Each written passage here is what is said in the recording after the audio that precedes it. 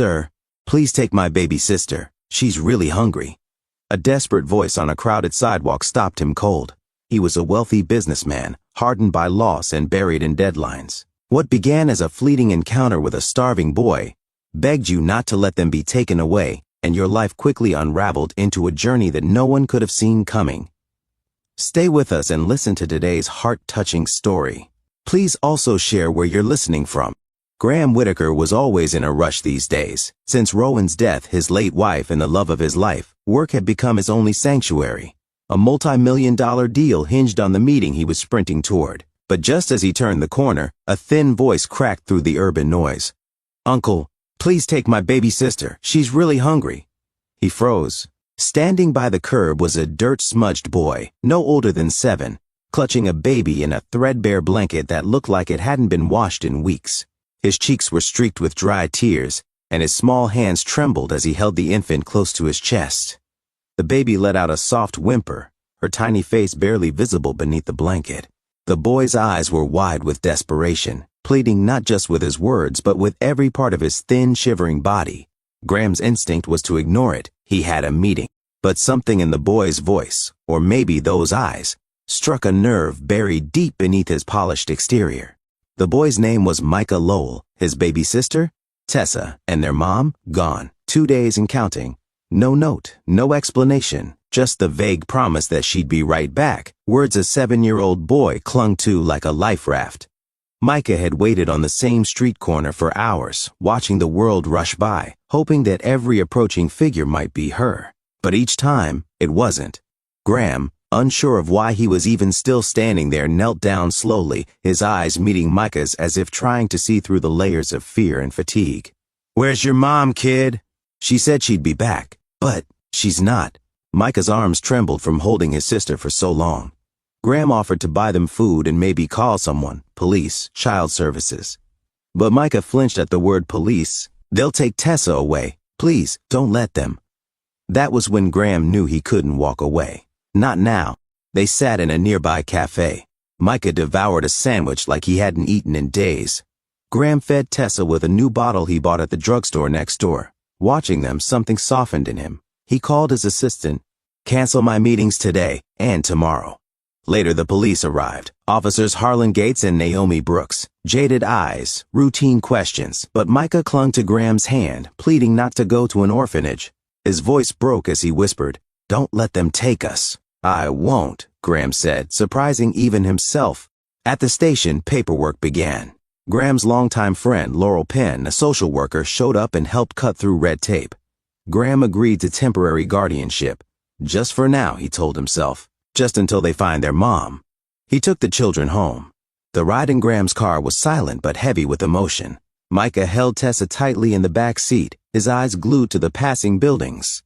He didn't ask where they were going. He just kept whispering reassurances to his baby sister as she stirred in his lap. Micah stood frozen in Graham's sleek apartment, stunned by the high-rise view and plush carpet. Tessa whimpered. Graham felt utterly out of his depth. Over the next few days, Graham stumbled through bottles, bedtime routines, and baby giggles. Micah was cautious but helpful, always watching Graham with wary eyes as if waiting for the moment he might disappear too. He offered what he could, his quiet presence, his attentiveness to Tessa, and an occasional half-smile that felt like a rare treasure. He knew how to calm his sister with surprising grace, humming soft lullabies and cradling her tiny head with experienced hands. It was clear he'd been doing it for some time, alone. One evening when Graham fumbled to soothe Tessa, Micah stepped in, humming gently. The baby fell asleep in seconds. "You're good with her," Graham said. Micah shrugged. "Had to be." Then the call came. Laurel's voice was gentle but firm. "We found their mother. She's alive, but she's in rehab, drug abuse, unstable." Graham's heart dropped. "So what happens now?" "If she recovers and proves she can parent, they'll return to her. If not, the state takes custody unless a relative, or you, steps in." His breath caught. Adoption? Permanent guardianship? Could he really do this? That night, Graham found Micah drawing quietly in the corner of the living room. "What's going to happen to us?" the boy asked, without looking up. His voice was barely above a whisper, but it carried the weight of every unanswered question he'd held inside. "I don't know," Graham admitted honestly, pulling a chair closer and sitting down beside him. but I promise you, I'll do everything I can to make sure you and Tessa are safe and cared for." Micah's voice trembled. "Will we be left again?" Graham wrapped his arms around him, not hesitating for a second. "No, son, not if I can help it. I won't let that happen to you again." He held Micah a little tighter, grounding them both in that fragile moment. And he meant it with every fiber of his being. There was no going back now, not in his heart, not in his mind. These children weren't just guests in his home, they were becoming part of his soul. The next morning, Graham called Laurel. "I want to become their legal guardian, all the way." Laurel was stunned, then thrilled. "I'll help you every step." The process was grueling.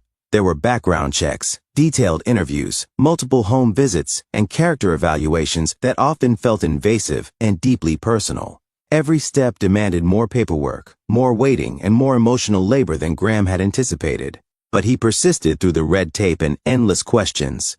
He wasn't just a businessman anymore. He was becoming something entirely new. He was a man with a mission, and his mission had names: Micah and Tessa. Once the initial hurdles were cleared, Graham decided a fresh start was in order.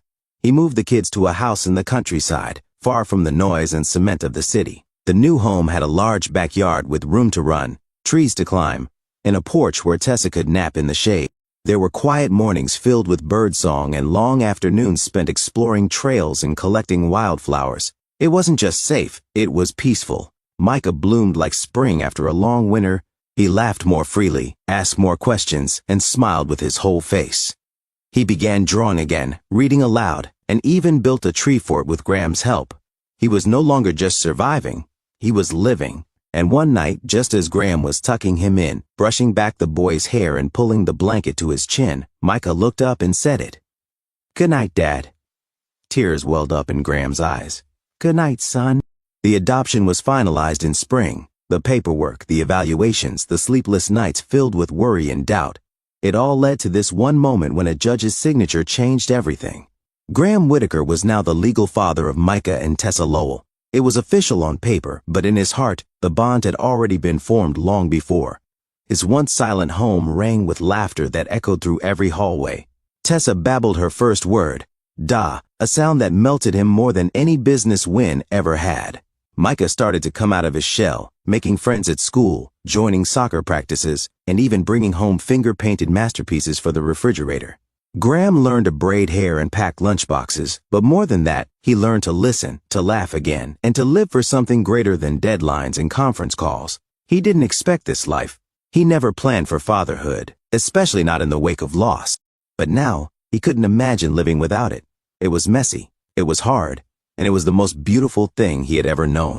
Please let us know your thoughts on this story. Would you have done what Graham did? What would you do if you were in his shoes? Share your thoughts in the comments below, and don't forget to like and subscribe for more powerful stories.